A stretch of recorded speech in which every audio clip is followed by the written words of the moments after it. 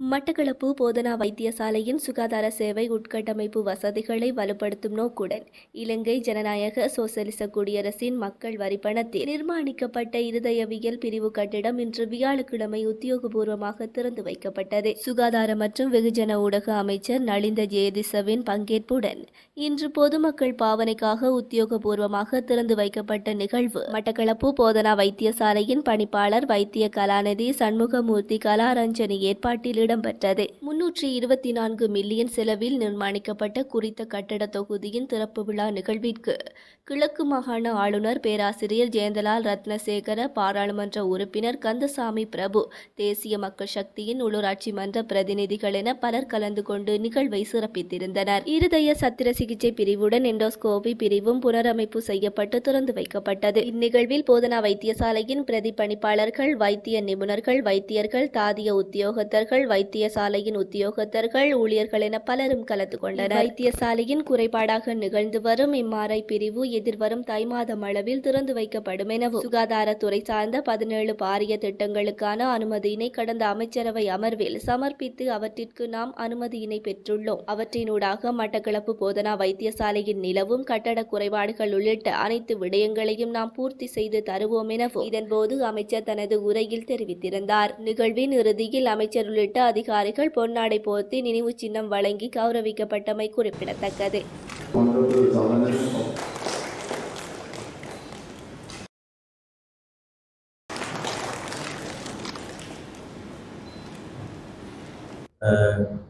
எங்களது இலங்கை திருநாட்டிலே சுகாதாரமான அதே நேரம் வைத்திய துறையின் முன்னேற்றம் அடைய வேண்டும் என்ற நோக்கத்தின் அடிப்படையிலும் நாங்கள் எங்கள் ஒதுக்கீடுகளை தொடர்ச்சியாக முன்னெடுத்துக் கொண்டு வருகின்றோம்.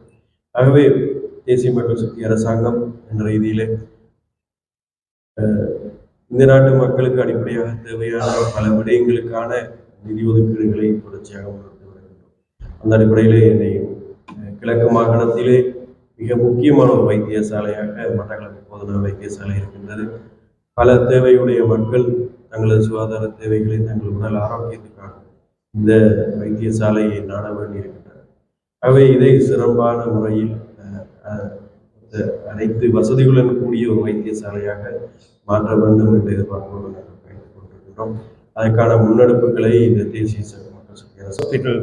Let me congratulate and let's hope that the good services rendered by the hospital will continue in the future. Of course, during the short visit, we came to know the requirements, usually the wish list, the equipment and all those things. Yes, it is obvious when we visit, especially in the hospitals in Eastern Province, we get that wish list, the requirements, etc.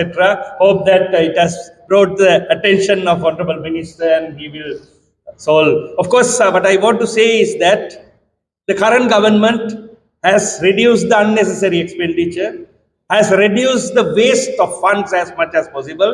So therefore, funds are available. Not all the things that can be, accomplished within 1 or 2 days, but there will be enough funds for the next year. So hopefully This unit contains cardiology wards, coronary care unit, catheterization lab, and cardiothoracic unit facilities that will transform the way we deliver cardiac care to our people. And now you are functioning